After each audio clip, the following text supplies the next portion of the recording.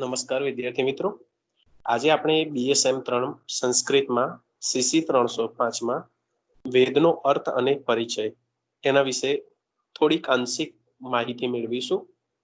મિત્રો, આપ જાણો છો કે CC 305 એ તમારી માટે એકદમ નવો વિષય છે. જેવી રીતે તમે CC 303માં મહાકાવ્ય એટલે કે સાહિત્યનો અભ્યાસ કરી ચૂક્યા છે, જે લૌકિક સાહિત્ય છે. સંસ્કૃત સાહિત્યનો ઇતિહાસ હોય, દંડીની 10 કુમાર ચરિત હોય, વાસનું સ્વપ્ન વાસવદત્તમ નાટક હોય કે બીજી અન્ય કૃતિઓ હોય, તો એ બધી તમે લૌકિક સાહિત્યનો અભ્યાસ કરી ચૂક્યા છો. CC 305માં તમારે વૈદિક સાહિત્યનો અભ્યાસ કરવાનો છે. એની અંદર મેં તમને અગાઉ પણ કહ્યું હતું, અગ્નિ સૂક્ત, ઇન્દ્ર સૂક્ત, વિશ્વામિત્ર નદી સંવાદ સૂક્ત, એ 3 સૂક્તોનો અભ્યાસ કરવાનો છે. જ્યારે વૈદિક સાહિત્યના ઇતિહાસમાં ઋગ્વેદ અને સામવેદ એ બંનેના બ્રાહ્મણ ગ્રંથો અને આરણ્યકો એના વિષયક બ્રાહ્મણ ગ્રંથોનો જ અભ્યાસ કરવાનો છે, આરણ્યકો નથી. એટલે કે ઋગ્વેદનો પરિચય, સામવેદનો પરિચય અને ઋગ્વેદ અને સામવેદના બ્રાહ્મણ ગ્રંથો કયા છે એનો પરિચય આપણે મેળવવાનો થાય છે. તો એ સર્વપ્રથમ આપણે વૈદિક સાહિત્યના ઇતિહાસની અંદર પ્રવેશ કરતા પહેલા આપણે વેદ એટલે શું, વેદો કયા કયા છે, વેદ શબ્દનો અર્થ શું થાય, એ વિશે આપણે પ્રારંભિક માહિતી આપણી જોડે હોવી જરૂરી છે. કે વેદો કેવી રીતે રચાયા, આ બધા ઘણા બધા એના પ્રશ્નો છે અને એ સંશય ના રહી જાય એટલા જ માટે સૌપ્રથમ આપણે આજે વેદો વિશે ટૂંકો અભ્યાસ આ પીપીટીના મારફતથી અહીંયા આ લેક્ચરમાં કરીશું.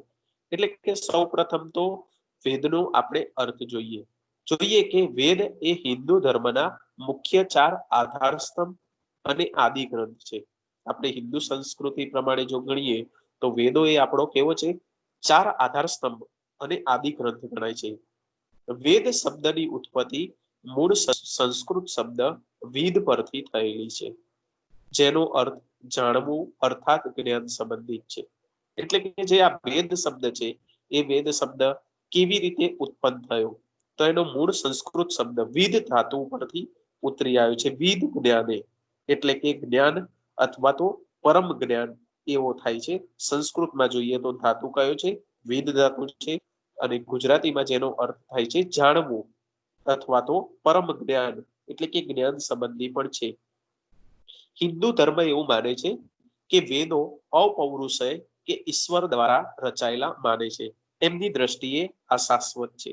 એટલે કે આપણે ભારતીય સંસ્કૃતિ પ્રમાણે એવું માનવામાં આવે છે, હિન્દુ સંસ્કૃતિ પ્રમાણે, કે વેદોની રચના એ બ્રહ્માના મુખમાંથી થયેલી છે. એટલે કે ઈશ્વર દ્વારા. અપૌરુષેય મતલબ એ કોઈ પુરુષની રચના નથી. એટલે ઘણી વખતે થતું હોય છે કે વેદો કોના દ્વારા રચાયા, તો અપૌરુષેય એટલે કોઈ પુરુષની રચના નથી. ધારો કે તમે, હું કે જેવી રીતે કાલિદાસે પણ કોઈ રચના કરી મહાકાવ્ય અથવા તો નાટકોની, એવી રીતે કોઈ આ વ્યક્તિની રચના નથી વેદે, પરંતુ કેવું છે, બ્રહ્માના મુખમાંથી શું થયું, વિવિધ ઋષિઓ, જે આપણે આગળ પણ દરેક વેદના ઋષિ કયા છે, મુખ્ય ઋષિ, તો એનો પણ ઉલ્લેખ જોઈશું. જેવી રીતે જૈમિની, હેલ, સુબંધુ, વૈશંપાયન, એમને અલગ અલગ ઋષિઓને આ ઋચાનું કેવું થયું, દર્શન થયું બ્રહ્માના મુખમાંથી. એટલે કે એમને શ્રવણ દ્વારા જ આ બધા જે વેદો ખરા એ કંઠસ્થ કર્યા હતા. એ વખતે કોઈ એવી આપણા જોડે હસ્તલિખિત એવું લખી શકાય કે એવી પદ્ધતિ પણ, લિપિ પદ્ધતિ પણ આપણા જોડે એવી ઉપલબ્ધ નથી.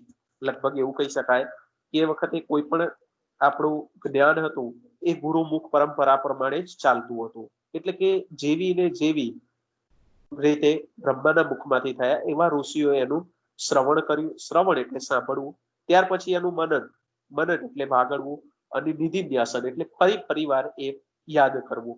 એટલે આ પ્રક્રિયા પૂર્ણ કરી અને શું કરતા હતા, આખો ને આખો વેદ ખરો એ કંઠસ્થ કરી લેતા હતા. આપણે પણ ઘણી વખતે કરીએ છીએ પરીક્ષાના ટાઈમે, અથવા તો કોઈ મજાનું સુંદર ગીત હોય, કોઈ ફિલ્મનું નવું જ બહાર પડ્યું હોય, તો આપણે ઘણી વખત કરતા આવીએ છીએ કે શ્રવણ એને પેલે 2, 4, 5 વખત, 6 વખત સાંભળી લઈએ. પછી એ પ્રક્રિયા શું થઈ, શ્રવણની થઈ. ત્યાર પછી એનું મનમાં એ પ્રમાણે શું કરીએ, એ ગાતા જઈએ જે પ્રમાણે આપણે સાંભળ્યું છે એ પ્રમાણે. અને ત્યાર પછી ફરીથી એ 2, 4 વખત આપણે એ રીતે કરીએ.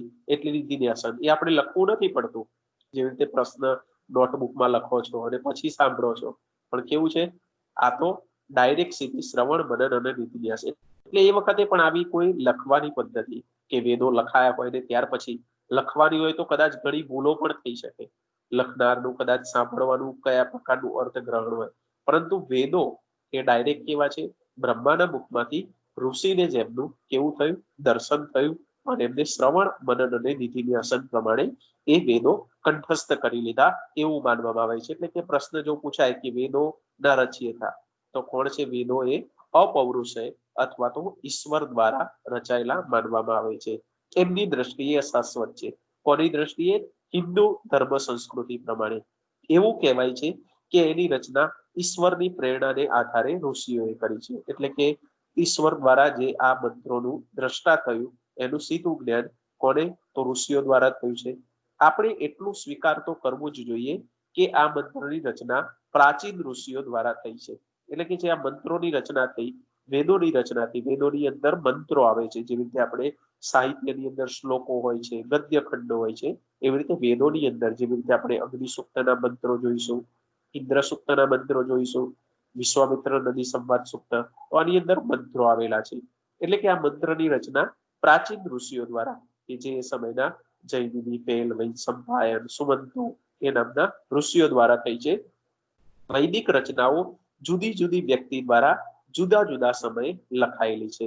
અને ત્યાર પછી એ કેવું છે, ઋષિ પરંપરા દ્વારા વેદોની શું થયું, પ્રાપ્તિ થઈ. ધારો કે એક ઋષિએ બીજા ઋષિને શ્રવણ મનન નીતિ ન્યાસન પ્રમાણે સંભાળવાય, એ પ્રમાણે અલગ અલગ શું થયા, વેદોની સંહિતાઓ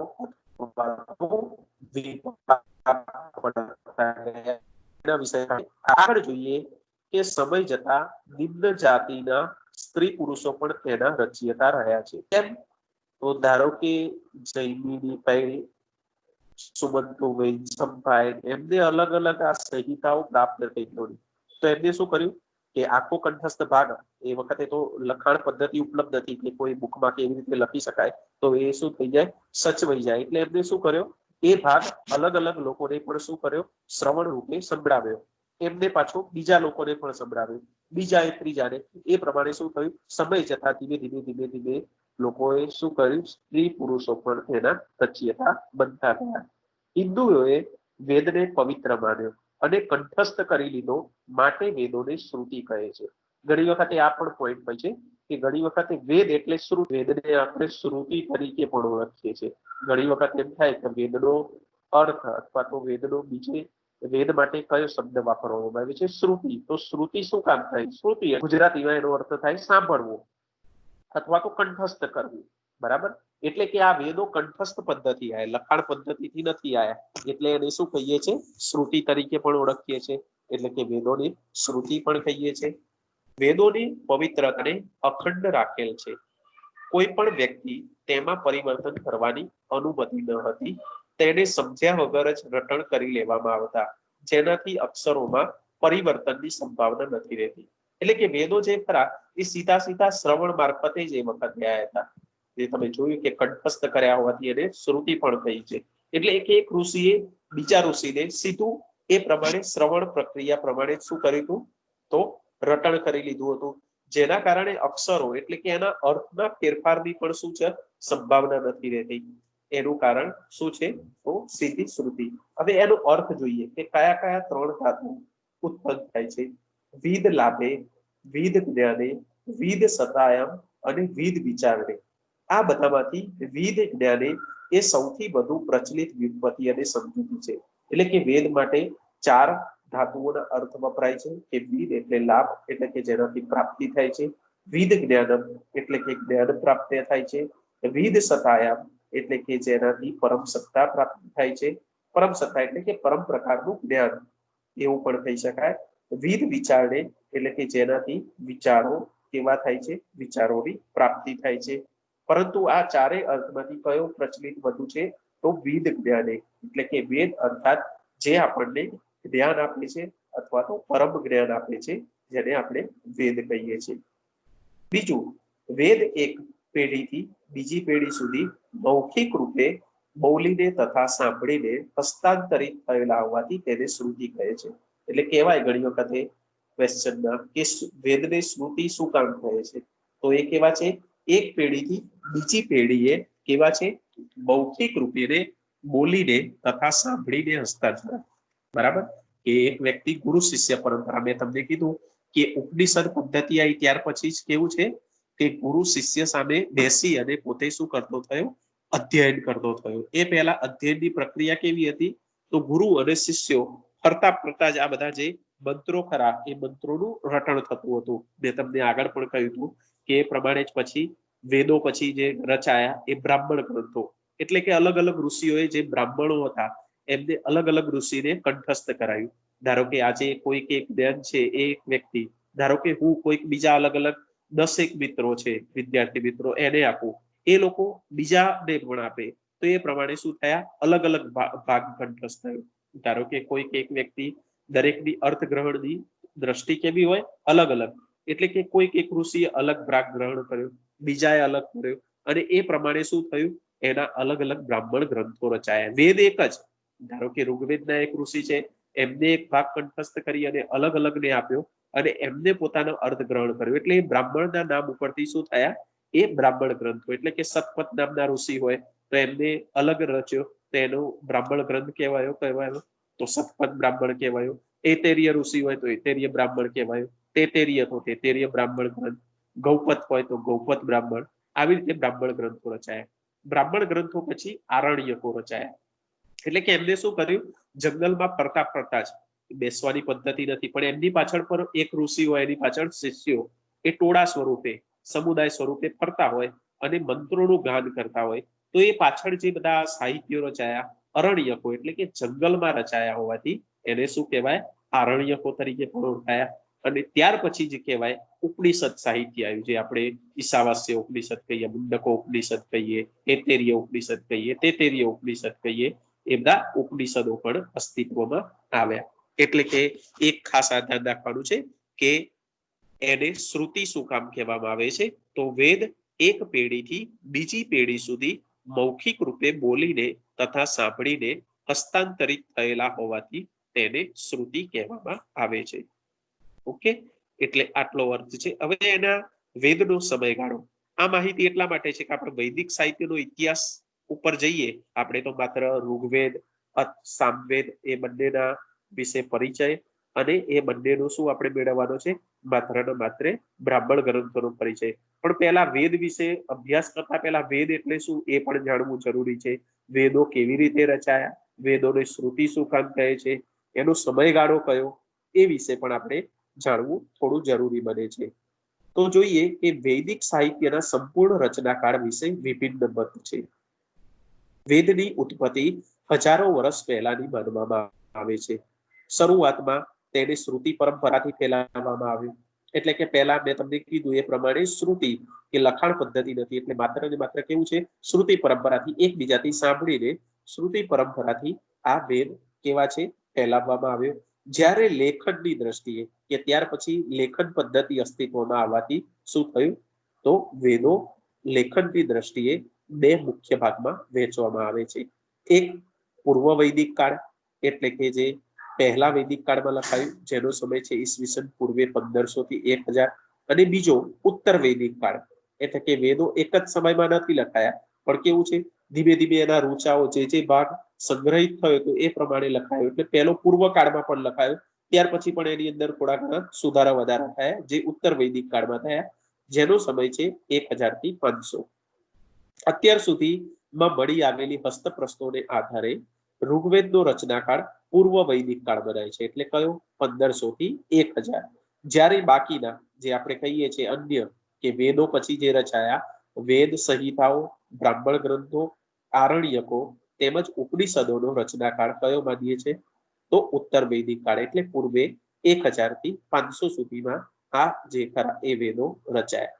હવે આપણે જોઈએ કે વેદોમાંથી કેવી રીતે ક્રમશઃ સાહિત્ય ઉતરી આવ્યું. બ્રાહ્મણ ગ્રંથો મેં તમને કીધું, એક આ બાજુ તમે લાઈન જોશો તો બ્રાહ્મણ, પછી એના આરણ્યકો રચાયા, એના ઉપનિષદો, શિક્ષા, શોધસૂત્ર, ગૃહ્યસૂત્ર, ધર્મસૂત્ર, શૂલ્યસૂત્ર અને વિશિષ્ટ. આ વિશિષ્ટ વિવરણમાં તમે જુઓ તો ઋગ્વેદ, આ કયા વેદની માહિતી છે? ઋગ્વેદની માહિતી છે. ઋગ્વેદની સંહિતાઓ બે છે. કઈ છે? સાકલ અને આશ્વાલાયન એ બે નામની એની શાખાઓ પડે છે. આશ્વાલાયનને બાસ્કલ શાખા પણ તરીકે ઓળખવામાં આવે છે. હવે ઋગ્વેદના ઋત્વિક જુઓ તો કોણ છે? હોતા છે. ઋગ્વેદની અંદર કેટલા મંડળ છે? તો 10 મંડળમાં ઋગ્વેદ વેચાયેલો છે. સૂક્તો કેટલા સૂક્તો આવેલા છે? જેવી રીતે આપણે અગ્નિ સૂક્ત, ઇન્દ્ર સૂક્ત ભણીએ છીએ એવા સૂક્તો કેટલા છે? 1028. અષ્ટક એટલે કે વિભાગ તો કેટલા છે? 8 વિભાગમાં વહેંચાયેલો છે. અધ્યાય કેટલા છે? 64. એટલે કે દરેક અધ્યાયની અંદર પણ પાછા 8 અધ્યાયો છે. એટલે કે પહેલો અધ્યાય એની અંદર 8, બીજા 8 એટલે 88 64. એટલે અધ્યાય કેટલા છે? 64. વર્ગો કેટલા છે? તો 2006. અને ટોટલ મંત્રો કેટલા છે? તો 10,528. અને રચનાકાળ તો 1200 ઈસવીસન પૂર્વે. અને ઋગ્વેદના મુખ્ય આચાર્ય કયા છે? તો પેલ. અને મુખ્ય દેવતા કયા છે? તો ઇન્દ્ર. દરેક વેદના મુખ્ય દેવતા પણ છે.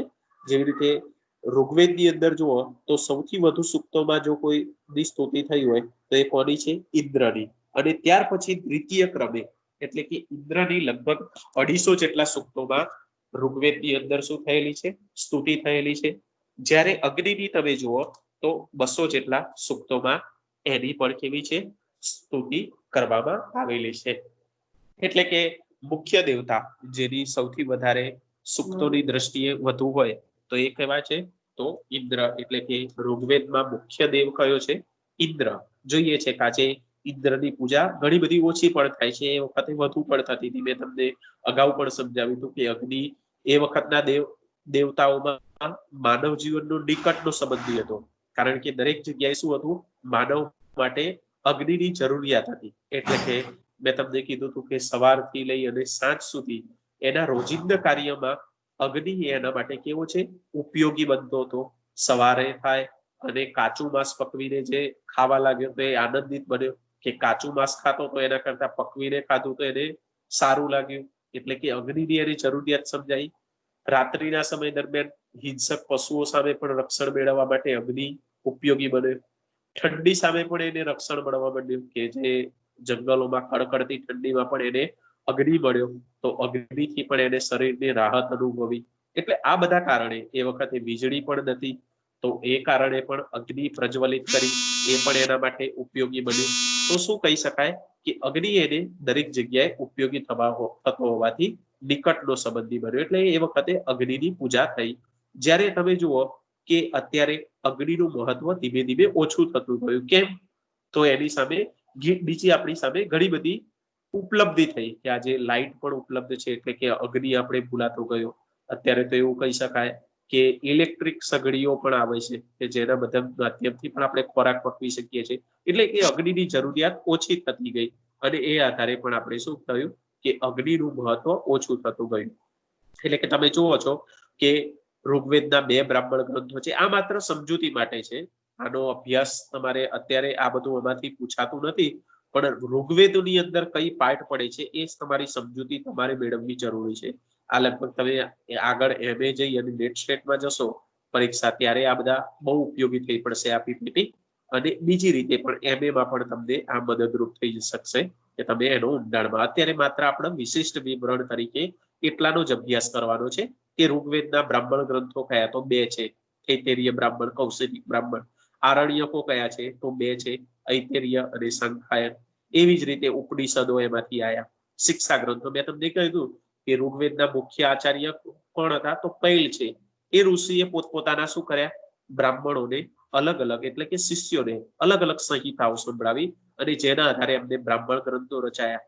બ્રાહ્મણ ગ્રંથોના આધારે આરણ્યકો, ઉપનિષદ પદ્ધતિ આયા. એમાંથી પછી શિક્ષા ગ્રંથો રચાયા, સ્ત્રોત સૂત્ર રચાયા, ગૃહ્ય સૂત્ર રચાયા, ધર્મસૂત્ર અને શૂલ્ય સૂત્ર. આ પ્રકારે ઋગ્વેદની આપણે માહિતી જોઈ. એટલે કે ઋગ્વેદ જે આપણે અભ્યાસ કરવાનો છે એની અંદર એક ખાસ કે ઋગ્વેદના ઋત્વિક કોણ છે? તો હોતા છે. મંડળ કેટલા છે? તો 10 છે. સૂક્તો કેટલા? 1028. અષ્ટકાદી એટલે કે 8 છે અષ્ટકો. અધ્યાય કેટલા છે? તો 64 છે. અને મંત્રો કેટલા છે? તો 10,528. અને મુખ્ય આચાર્ય પેલ. જ્યારે મુખ્ય દેવતા કોણ છે? તો ઇન્દ્ર. આટલી વસ્તુઓ આપણે ખાસ તમારે ધ્યાનમાં લેવાની છે. જે વિશિષ્ટ વિવરણ છે આ પીપીટી પણ હું મોબળા તમને મોકલી આપું છું ચેટ બોક્સની અંદર.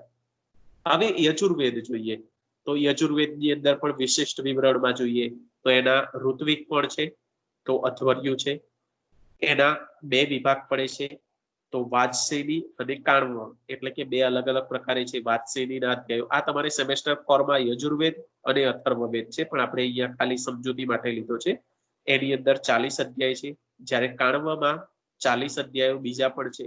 કાણવના અનુવાકો 328 છે, જ્યારે વાત્સલ્યના 303 છે. વાત્સલ્યમાં મંત્રો એટલે કે કણિકા 1975 છે, જ્યારે કાણવના 2086. યજુર્વેદના મુખ્ય આચાર્ય વૈશંપાયન છે, જ્યારે મુખ્ય દેવતા કોણ છે તો વાયુ. હવે જે આપણે આ સેમેસ્ટરમાં અભ્યાસ કરવાનો છે સામવેદ, તો સામવેદની અંદર ઋત્વિક છે એ ઉદ્ગાતા મંત્ર કેટલા છે? મંત્રો 1875 છે. ઋત્વિક ઉદ્ગાતા છે. સામવેદના બે વિભાગ પડીએ છે, પૂર્વાચિક અને ઉત્તરાચિક. પૂર્વાચિકની અંદર 650 છે, જ્યારે ઉત્તરાચિકની અંદર 1225 મંત્રો આવેલા છે, જેમાંથી ઋગ્વેદની અંદરથી જ 1504 મંત્રો લીધેલા છે. અને શાખા આની છે સહસ્ત્ર, સામવેદ, અને મુખ્ય દેવતા કયા છે તો સૂર્ય. જ્યારે અંતિમ આપણે અથર્વવેદનો પરિચય મેળવીએ તો જેના ઋત્વિક છે બ્રહ્મા. અથર્વવેદની અંદર 20 કાંડમાં વહેંચાયેલો છે. સૂક્તો 731 છે. મંત્રો 6000 છે. મુખ્ય આચાર્ય સુમંતુ છે અને મુખ્ય દેવતા સોમ છે. ઉપાધિ એટલે કે અથર્વવેદને બીજા અન્ય નામોથી ઓળખવામાં આવે છે. એને બ્રહ્મવેદ પણ કહેવામાં આવે છે, અંગિરા વેદ પણ, છંદો વેદ પણ કહેવાય છે, અને અથર્વા અંગિરસ વેદ તરીકે પણ ઓળખવામાં આવે છે. એટલે આ રીતે આપણે ટૂંકમાં આજે જોઈએ કે વેદ એટલે શું, વેદને શ્રુતિ શું કામ કહેવામાં આવે છે શ્રુતિ તરીકે, તો એ કંઠસ્થ કરી અને શ્રવણ પરંપરાના આધારે રચાયા હોવાથી એને શું કહેવામાં આવે છે? શ્રુતિ તરીકે પણ ઓળખવામાં આવે છે. વેદ શબ્દનો અર્થ શું, એટલે કે તો વેદ એ વિવિધ ધાતુ પરથી ઉતરી આવ્યો છે સંસ્કૃતમાં, અને વિવિધ ધાતુનો અર્થ શું થાય છે? જ્ઞાન, પરમ જ્ઞાન અથવા તો જાણવું એવું પણ કરી શકાય. એટલે કે આ તમને અહીંયા જે વેદો વિષય મેં તમને કીધું કે પ્રાથમિક માહિતી આ રીતે હોય છે કે વેદ એટલે શું, વેદના પ્રકારો, અને ત્યાર પછી આપણે ક્રમશઃ ઋગ્વેદ અને તમામ એના વેદો વિશે 1 by 1 આપણે માહિતી હવે આગળના લેક્ચરમાં મેળવતા રહીશું. ખાસ તો અગત્યનું આ જ પૂછાતું હોય છે કે વેદ એટલે શું. ઘણી વખતે શોર્ટ ક્વેશ્ચન MCQ માં પણ આ પ્રશ્નો પૂછાતા હોય છે કે વેદ એટલે શું, વેદ શબ્દ શેના ઉપરથી, સંસ્કૃત ધાતુમાં કયા ઉપરથી, તો વિદ ધાતુ, અને વિદ ધાતુનો અર્થ શું થાય તો જાણવું, એવો પણ એનો અર્થ થતો હોય છે. એટલે આ પણ તમારે ખાસ અમુક બાબતો છે એ ધ્યાન રાખવાની. કાલે હવે આપણે લગભગ ઇન્દ્ર સૂક્તમાંથી 2-3 મંત્રોનો કાલે CC 305 ની અંદર અભ્યાસ કરીશું. અગ્નિ સૂક્તની અંદર લગભગ 9 મંત્રો છે તમારા, અને ઇન્દ્ર સૂક્તમાં 15 છે, અને પેલામાં લગભગ 17 જેટલા મંત્રો છે. ટોટલ 37 મંત્રોનો તમારે અભ્યાસ કરવાનો છે CC 305 ની અંદર. અને બીજા વૈદિક સાહિત્યનો ઇતિહાસ છે, એટલે ક્રમશઃ એનો આપણે 1 by 1 લેક્ચરમાં હવે જોતા જઈશું. મિત્રો સમય અનુસાર લેક્ચર સાંભળતા જ રહેજો, કારણ કે આમ આપણો સમય જતો રહેશે, અને પાછો ઓક્ટોબર મહિનો પાછી એક્ઝામ આવીને ઊભી રહેશે. અને આ વખતે સેમેસ્ટર 2 માં તો તમને 1 ની પરીક્ષાના આધારે ગ્રેસિંગ મળી ગયું, પણ 3 ની તો તમારે કોઈ પણ સંજોગોમાં ઓનલાઈન પણ પરીક્ષા લેવાશે. જેવી રીતે અત્યારે કદાચ સેમ 6 ની પણ 18 તારીખથી લેવાવા જઈ રહી છે ઓનલાઈન માધ્યમથી. તો તમે એ રીતે પણ તત્પર રહેજો કે તમે વિડીયો લેક્ચરો કે આ રીતે સાંભળ્યા હોય, તમે તૈયારી હોય તો કોઈ પણ રીતે યુનિવર્સિટી પરીક્ષા યોજે તો તમે એને આપવા માટે તૈયાર હોય. બરાબર, એવું જ નહીં કે આપણે લોંગ ક્વેશ્ચનમાં જ લખી શકીએ અને કદાચ MCQ પૂછાય તો પાછા આપણે અટવાઈ જઈએ. બરાબર, એવું નથી, પણ લોંગ ક્વેશ્ચનમાંથી જ MCQ પૂછાતા હોય છે. જેવી રીતે આની અંદરથી MCQ ઘણા બધા નીકળી શકે. ધારો કે વેદો કેટલા છે, તો વેદો 4 છે. વેદોને શ્રુતિ શું કેમ કહેવામાં આવે છે, અથવા તો વેદોને બીજા કયા નામથી ઓળખવામાં આવે છે, તો શ્રુતિ. શ્રુતિ શું કામ, તો એ મુખ પરંપરાથી એકબીજાથી રચાયેલા હોવાથી એને શ્રુતિ કહે છે. એમનો સમયગાળો કયો, વેદ શબ્દ સંસ્કૃતમાં કયા ધાતુ ઉપરથી ઉતરી આવ્યો છે? તો વિદ ધાતુ ઉપરથી. વિદ ધાતુનો અર્થ શું થાય છે? તો જાણવું એવો થાય છે. બરાબર. પછી આ જ રીતે તમને પૂછાય કે ઋગ્વેદમાં કેટલા સૂક્તો આવેલા છે? બરાબર. ઋગ્વેદના કેટલા મંડળો છે? તો 10 મંડળો છે. તો આવી રીતે તમને ઘણી વખતે એમસીક્યુમાં જે આપણે લોંગ ક્વેશ્ચનમાં લખતા એમાંથી શોધી અને તમને ઘણી વખતે એમસીક્યુમાં પણ પૂછાતા હોય છે. એટલે નવું કઈ નથી. તમે જો તૈયારી સારી કરી હોય તો કોઈ પણ રૂપે પરીક્ષા લેવાય તમે એને આપી શકવા માટે સક્ષમ બનો છો. કોઈ વિદ્યાર્થીને આના લગતો કોઈ પ્રશ્ન હોય તો આપણે જોઈ લઈએ. છે કોઈ? દિવેશ, હિતેશ, કલ્પેશ? માઇક ઓફ કરી અને પ્રશ્ન પૂછી શકે છે. આવતીકાલે પણ આપણા લેક્ચર આ જ રીતે રહેશે. સવારે સીસી 303 9 વાગ્યાથી, પછી સીસી 304 અને પછી અંતે સીસી 305. શુક્રવાર અને શનિવાર આ રીતે આપણે બંને લેક્ચરો રહેશે. ઓકે, તો આપણે આપણું અહીંયા લેક્ચર પૂર્ણ કરીએ છીએ. અસ્તુ. જયતુ સંસ્કૃતમ, જયતુ ભારતમ.